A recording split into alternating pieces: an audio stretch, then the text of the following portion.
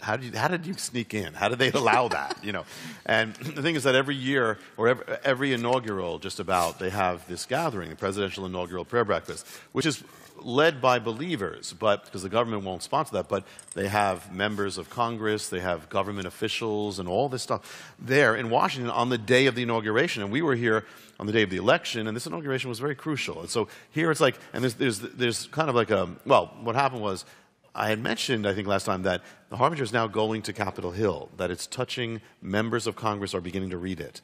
Right. We've gotten word back from senators, from members of Congress, and one of them said there's a stirring on Capitol Hill, and it was a believer, but he's a famous member of Congress, and said that it's happening because of this book. They're reading this book, and so then we got a contact by someone. I'm not saying this for drama. I'm not allowed to say it, but a very, very, very famous person, a member of Congress that you all know, got in touch with us. Said the person read the Harbinger, saw the DVD, and said, we have to do something. America is in trouble. We have to pray. And the person came down and met us at Ground Zero, met us in New York City. We went to all these sites that you'll go to. We went there and prayed at each part. The member of Congress even went to their knees at one of these points. We prayed, and then they put us on a train to Washington, D.C., took us into the Capitol building, in the chambers, in the inner chambers, showed us the place where they pray, where those who are believers, they pray for pastors across the country to preach the Word of God. Here are congressmen. Wow. Yeah.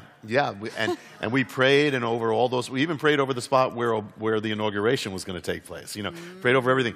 And what happened is, one of the people who was there, who's an associate of that member of Congress, they heard about the presidential inaugural prayer breakfast, and they said to the person who was organizing, and said, "You got to have to get Jonathan Cahn." Now, the person who was organizing didn't even know didn't even read the Harbinger, but they said, "Okay." And so I got a call, and they said, "We want you to speak at the inaugural prayer." I said, "Okay, that sounds good." I thought, maybe a 2-minute prayer, they'll have that. They said, "We want you to give the keynote address." I said, "The keynote address?" And I'm looking, Lord, this doesn't sound real here. And they said, well, how long do I have? And she says, "How long do you want?" I said, "Wow." And wow. Do you know how rare that is? Do you know how rare that is? And then I said, "Well, what can I tell you? What can I tell you?" She said, "Well, we'd like to hear about the Harbinger." I said, "Wow." Thank you, Lord. Thank you. The weird thing is, there's been this parallel between the Harbinger and what's happening in America. There is that mystery we've talked about here about it begins with Washington's presidential inaugural. So here I'm at the most recent inaugural. I mean, the first one is the mystery of Washington. And the whole thing happened when they had the prayer gathering at that inaugural. So here's now the most recent prayer gathering to do it. So from there, we go down to, there was so much spiritual warfare trying to stop this thing. I mean, it was crazy. You can imagine. And there's still warfare. Yes, after it, before it, and after it. Total warfare. So I go down, I didn't get it. I barely got any sleep. Went down to Washington. That night, got 1 hour sleep on top of virtually no hour sleep. I was sick. I had the flu. I'm coughing. I'm keeping my wife up, coughing. I was so weak when I got in there, so weak, and we didn't know when they were going to call me up. They called me up for the last part, and I just said, "Lord, I'm so weak. You just take it over." And I opened my mouth, and the Lord did His thing. By God's grace. Why does God seem to let us be at our weakest to do the biggest job? To let us know, hey, boy, this is not you. This is me. Just remember, it's all me. And then at the end, I mean, I don't know on the main YouTube one. It's been on all over. It went up for a day, and we took it down, put it on the web, and then we took it down. But then we were saying, well, they told us not to do it, and within a short time, it's been over 1 million people have seen that speech. Over 1 million. So it's just been spreading across the country. It's warfare. It's like underground church today, people. You don't get what's going on. You better get connected with God. Yeah. Was the reaction as you gave it? Were there people that say, "Well, this isn't what we signed up for"? Or I'm sure there were, but they didn't. Thankfully, they didn't stand up and say anything while I was, So at the end, though, I mean, the Christians got up and they were. There was shouting. I thought it was a prayer meeting or something going on. If some people watch that and they think I'm being attacked, they think they're booing it. No, they were weeping and they were shouting. They were sounding the shofar, and they couldn't go on with the event. They couldn't go on with the event. I saw some people moving around at the end, and I thought they were going to march on you or something. Yeah, people think that too.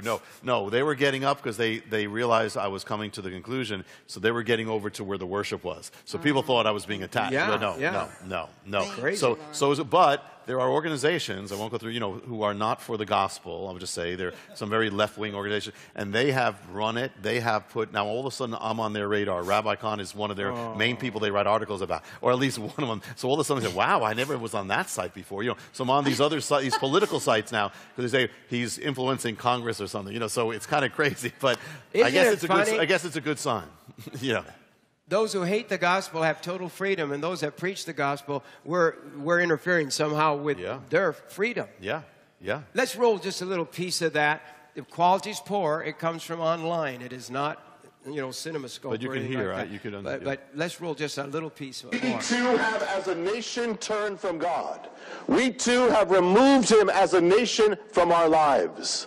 Step by step, we too have ruled him out of our culture, out of our government, out of our economy. We too have ruled him out of the instruction and lives of our children. We too have made God a stranger.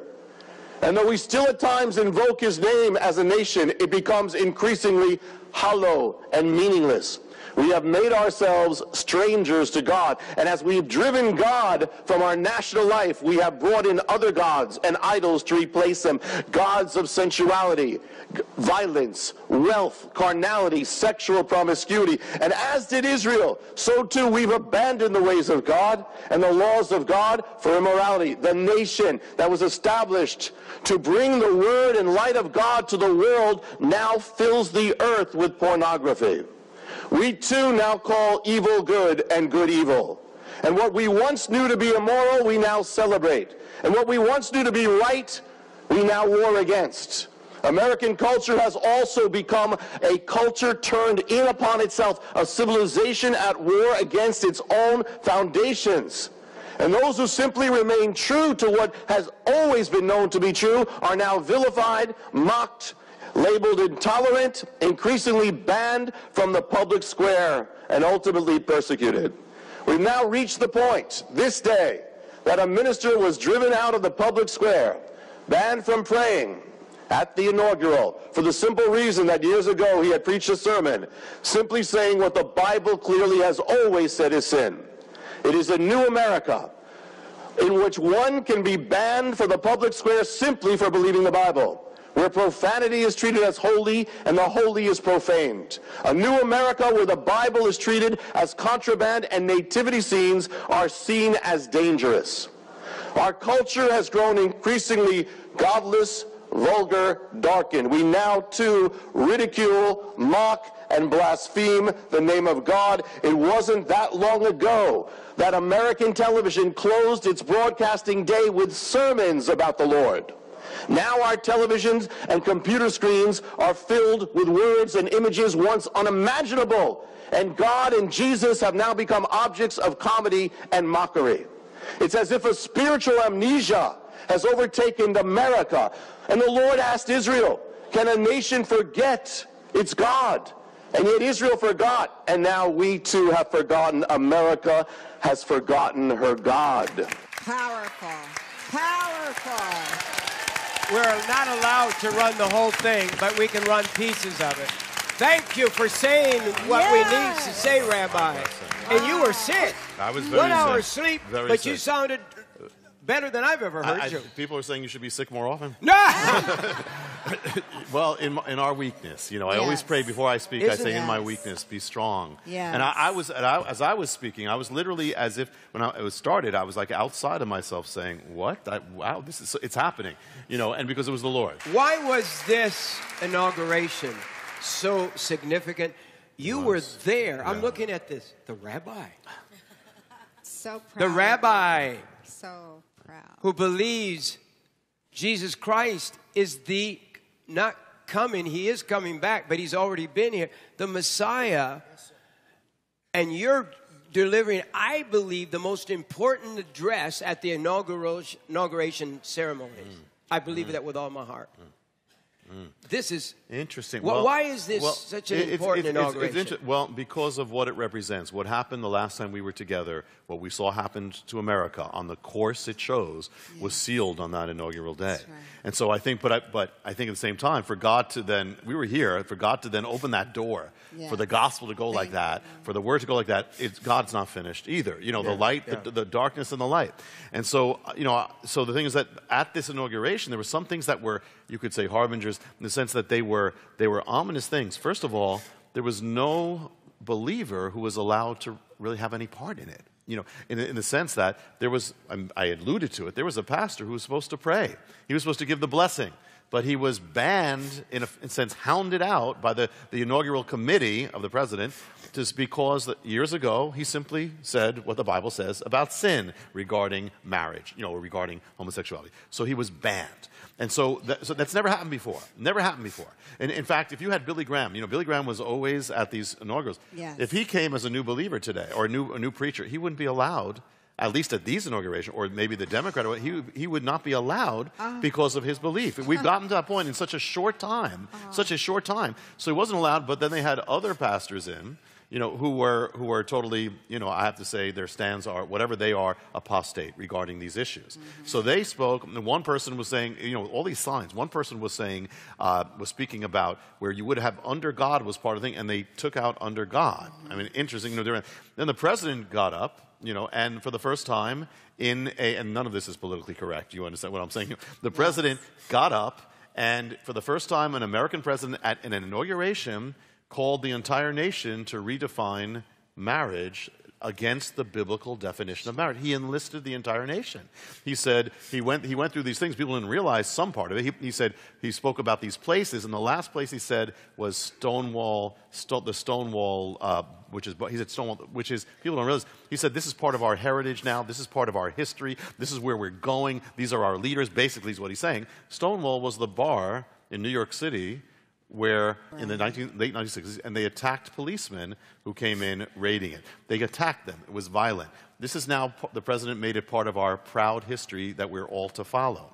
And he said that. He said, now this is the star that guides us. And so he enlisted the entire nation into this. He said the star, and he said that more than once now. It's strange. The star that's guiding us through this. And so, in other words, he enlisted the entire nation. Now, the thing is, with that movement, there's no real room for Christians. They don't view believers as well, as good. They would rather have you be silent. And so here now the entire nation was enlisted to be part of it. So what's the future for believers if it goes this way? This is one, now right now that was ominous. These things have never happened before. Never happened before. And you know, remember in the Harbinger, one of the Harbingers, the fourth one, is the tower at ground zero. Right. It's the one we spoke about that's still rising, things that have come true since the book. This is the thing happened with the president. We can touch on it. But this is where it's going. And all the commentaries of Israel speak about this rebuilding, that the nation is showing their defiance to God and their resilience. We will rebuild. We're not going to be humble. Resilience. And the tower is going up to the sky like the Tower of Babel. Well, They also in Isaiah 9:10, they're saying we're putting our trust in ourselves, not God, and in our own, the works of our hands. Well, this poet said there in this thing, he started saying we are to give thanks to the works of our hands. That was the first thing. We're giving thanks to what we have done with our hands. Then he said, and then what was the works of our hands? He said, the last floor on the Freedom Tower. He spoke about the highest floor that he said is jutting into the sky. This is the fourth harbinger. It's jutting into the sky, and the sky is yielding to our resilience, which is basically Isaiah 9:10. He said that at the inaugural. He spoke about the harbinger into the sky, and heaven is yielding to our resilience. Oh. Heaven is yielding to our resilience. Yeah. You'll see the same words in the commentaries on Israel defying God with their the very harbinger scripture that your book is dealt with. Yeah. It was continuous, and it's been continuing. I mean, we can touch on when we're together. It's continuing, and there's still more things happening that have come true since we were last here, and the other things just keep happening. So yeah, it was very significant, and I believe, and you know, when I gave the speech, I gave it just before the president did. So I gave the speech. And then I got down, and then Christians are shaking my hand, you know. And I look up on the screen, and I see the president shaking hands with his speech, you know. I said, you know, the two speeches were very different. And I believe that the Lord had that for that reason. Where there is God will give his grace. And that's the thing for the last days. God always has a way. You know, he's never out of ideas or opportunities. We just have to be there. You know, we have to show up and we have to speak. We have to not be. And a lot of people have written on the web when they saw this, they said, that's showing we have to be, thank you for being strong. We all have to be, because if we are timid now, if we're intimidated, then the enemy has what he wants. He shuts up the light. We have to be stronger, not weaker, more radical, not less. That's all I did, and it was in my week.